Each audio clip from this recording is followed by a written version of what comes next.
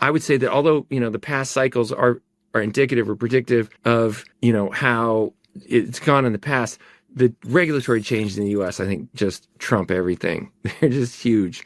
And so I think we still have another leg to this rally to go. And so I think if all these endowments come in, all these sovereigns come in that we're seeing, frankly, we're going to put the money to work, right? Because when we raise the money, we're not going to sit around for 5 years. We're going to do it, and our peers are going to do the same. I think the next 6 to 12 months are still big rally. Fun fact on the markets is when it has peaked in the past, it's when we've all been the most bullish, right? Dan Morehead believes recent U.S. regulatory shifts are setting the stage for a major Bitcoin rally, with institutions and sovereign wealth funds preparing to pour billions into crypto.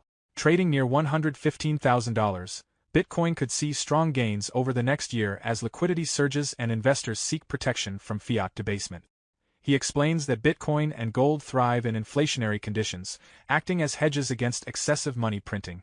Blockchain, like the early internet, is transforming global finance by reshaping payments, lending, and asset management. Stablecoins and tokenized assets, he adds, are key to this evolution, offering stability, accessibility, and higher yields than traditional systems.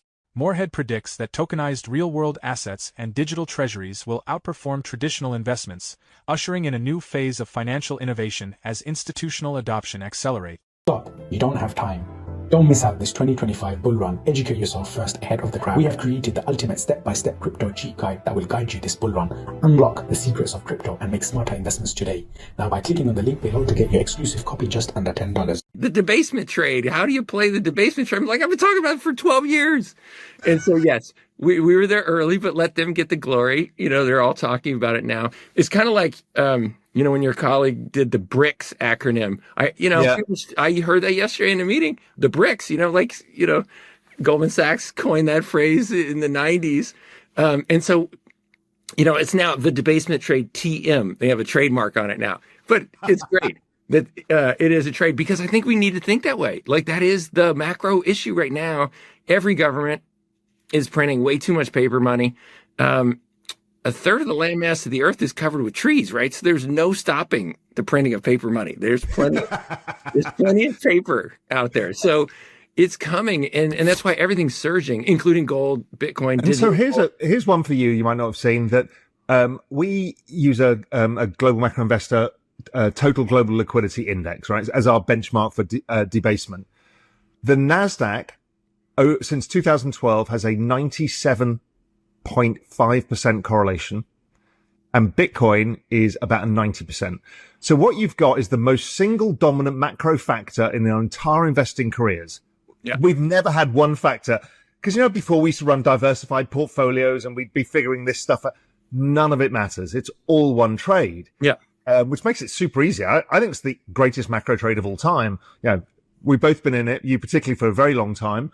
It's so simple once you see it through those eyes. No, I very much agree with you. It is that simple. And you rarely get trades like that, where it's both simple and I would even say inevitable.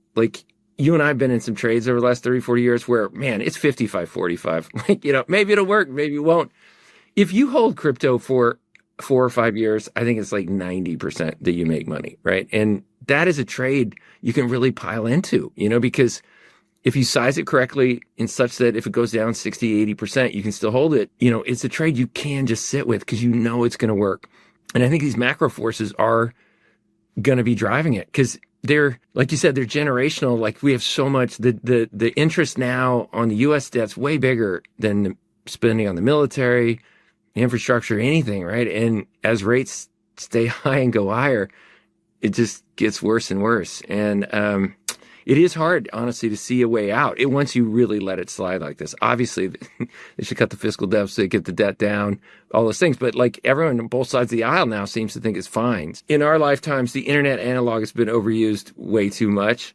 But it's totally appropriate on blockchain, right? Because the internet is a bunch of protocols that move certain kinds of data. In the 90s, Milton Friedman said the only thing missing from the internet is an e-cash system, and that's what Satoshi invented. So it is the internet, right? And the internet disrupted every other part of our lives, commerce, communication, all that. They're still charging 300 basis points to swipe a credit card. That's crazy, right? That is not going to last. They're charging migrants a month's wages to send money across a border. That's not going to last. Like all those things are so obvious. And again, like I was joking with Mike Novogratz once that we've been trading dollar yen for 40 years and it hasn't moved more than 20 points from 120 the whole time. Like nothing ever happened. It's never moved. Whereas it's not going to be 300 basis points to an electronic payment in 5 or 10 years, right? And it's not going to take a month's wages to send money from the U.S. to Mexico, right? Like all those things are so obvious. And that's why I think people really can just like push the chips out onto the table. It's a all-in. Yeah, and once you see it as a technology stack that you can invest in, i.e. you get a share of it by the token, then you understand how something like stablecoins is so big because it's a gigantic use case that is geopolitically aligned with the US. It's aligned with the banking system. It's kind of aligned with everybody. So it's got a hyperscale and it uses the underlying infrastructure of blockchain. So number go up as well. Yeah. I mean, that one is, such an obvious use case that, Satoshi invented something that's amazing. And there are a lot of really cool layer one blockchains, but they do have volatility. And a lot of use cases, people would prefer to not have volatility. So stable coins are, just such an obvious answer that they have to exist. Let's be honest, it hasn't served them well, right? Like you get zero on your deposits at a bank and they blow up every, 20 years. And remember, hey, that's literally in the Genesis block of Bitcoin. Satoshi was so pissed that there was another 50 billion pound bailout of a bank that Satoshi created a 300 million person movement.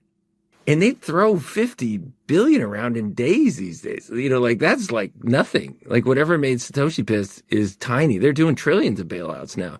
So, it's funny. You go to a crypto conference and you talk about fractional reserve lending. They'll like call security and drag you out. But that's because you're like crazy person. That's what banks are, right? And again, harking back to that SVB weekend, we got all our portfolio companies together and we were just triaging whether anybody, had any risk or, anything bad going on.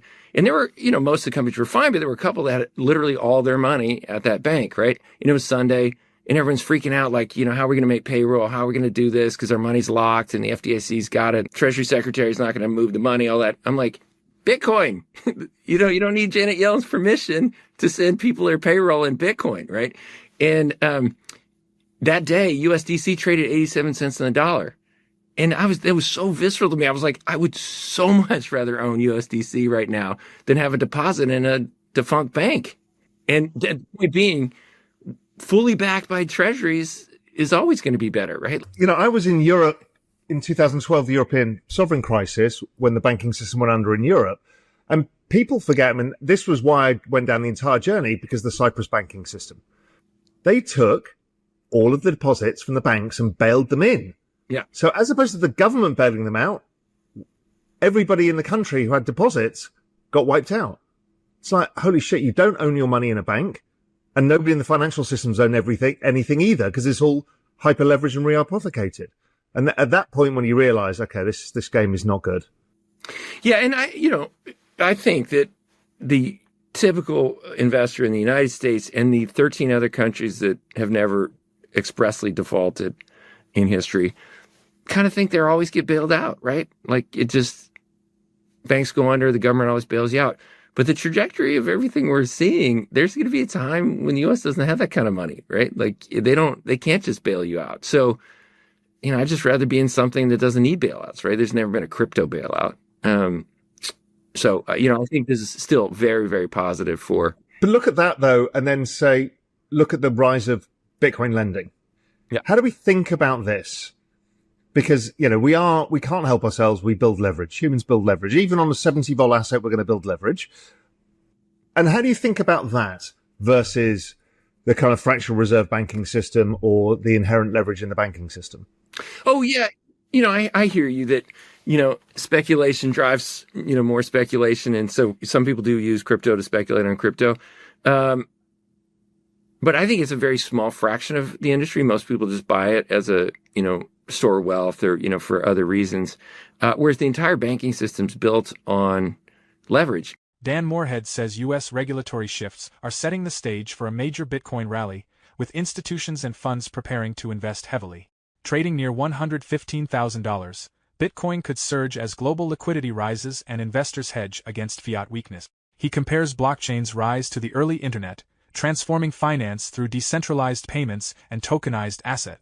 With growing institutional adoption, Moorhead sees Bitcoin and digital assets leading the next major wave of financial innovation. I agree the current administration's spot on. It is in the United States' interest to promote stablecoins because 99.6% of them are backed by U.S. Treasuries. So it is very good. It's unambiguously good for the United States to have stablecoins be popular.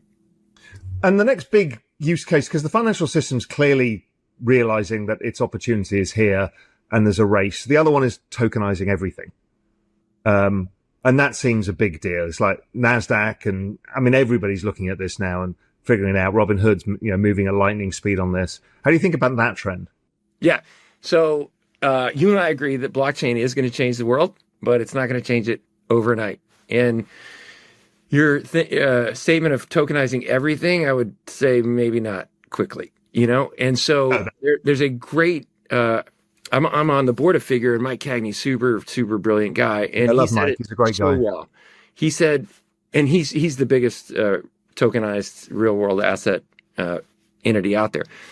It takes homogeneity and ubiquity to want to be on the blockchain. And that is a great way to say it. Treasuries are the ultimate homogeneous product. Like, you do not care if you have the 3 3/4 of 2036 versus the 4 7/8 of whatever. You couldn't care less.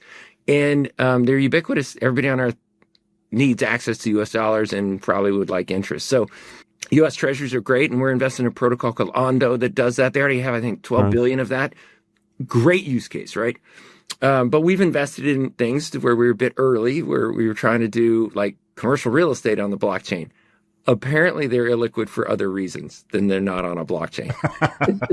That there's a reason commercial real estate's not on the blockchain yet. So what I would say is, although in the fullness of time, everything will be on the blockchain, treasuries, US dollars, like stablecoins definitely want to be on the blockchain.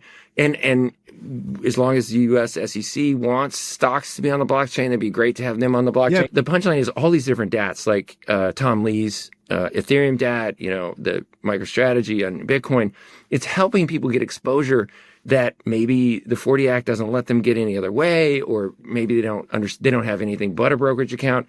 And so look at them as access vehicles. That's the first one. Second one is, I think they're superior to But there is an ETF.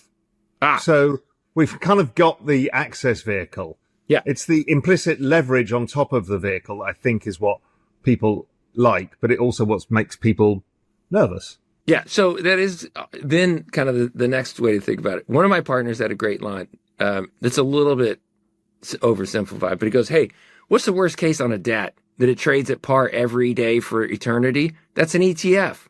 And I really like that logic. Is ETFs are inert. They don't do anything. They don't increase the number of tokens per share.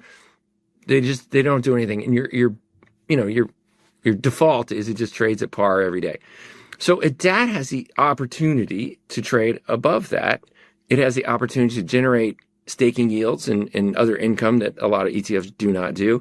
And then the super important one is with successful financial management, they can increase the number of tokens per share. Yeah. And MicroStrategy is obviously the biggest and most obvious example. They grew the number of Bitcoins per share 76% last year. So paying a premium for strategy stock is rational. Like, it has outperformed Bitcoin. So those are the ways to think about it, is that if you invest in a digital asset treasury company, you certainly have some upside by multiple expansion, but most of the growth has been in number of assets per share. Most of the value growth in MicroStrategy, in Tom Lee's ETH DAT, in our own Solana company, has been the number of tokens per share. I would say that although, the past cycles are indicative or predictive of, how it's gone in the past, the regulatory changes in the US, I think, just trump everything. They're just huge. And so I think we still have another leg to this rally to go. And so I think if all these endowments come in, all these sovereigns come in that we're seeing, frankly, we're going to put the money to work, right? Because when we raise the money, we're not going to sit around for 5 years. We're going to do it, and our peers are going to do the same. So I think the next 6 to 12 months are still big rally. Like, Yeah, and again, I know it could. I know it's horrible because you're going to be hung by the internet by saying you said it was going to extend, but I think it's going to extend. Yeah. So the fun fact on the markets is, when it has peaked in the past is when we've all been the most bullish, right? After, 8 or 10 of these people talking about how they're changing the world, robotic, autonomous quadruped dogs and stuff like super, super cutting edge stuff. And if you don't have, 8 or 10% of your assets in blockchain, you're going to want to like slip out of that conference and call your broker, right? Like, I've always said that it's like anybody who doesn't have a position, it feels like you're short the upside calls. yeah. And you just have this horrible feeling all the time. It's like, I need to buy those back. No, you do. And one of the kind of telling kind of dynamics in our industry is there's so many times people say, hey, aren't you worried that such and such smart, manager still hates Bitcoin? That's the upside. They're short. They're going to buy. And I was on a panel at the FII conference in Riyadh, Saudi Arabia, with literally the heads of all the like super amazing public alts managers, right? Almost all of them were like, oh no, Bitcoin's a fad. I'm just like, I've been hearing that for 12 years.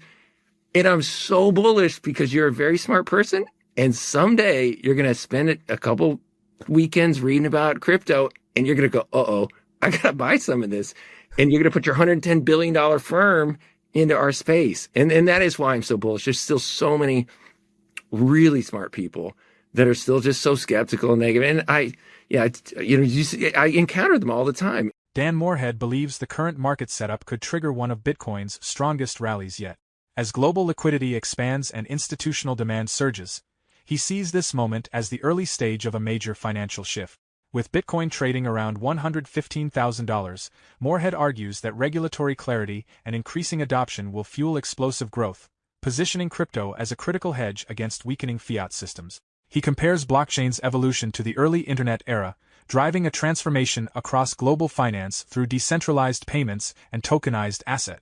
With major funds and corporations entering the space, Morehead predicts Bitcoin will lead the next era of digital wealth creation. Do you think institutional adoption will push Bitcoin to new highs? How soon do you see blockchain reshaping the global financial system? Share your thoughts in the comments.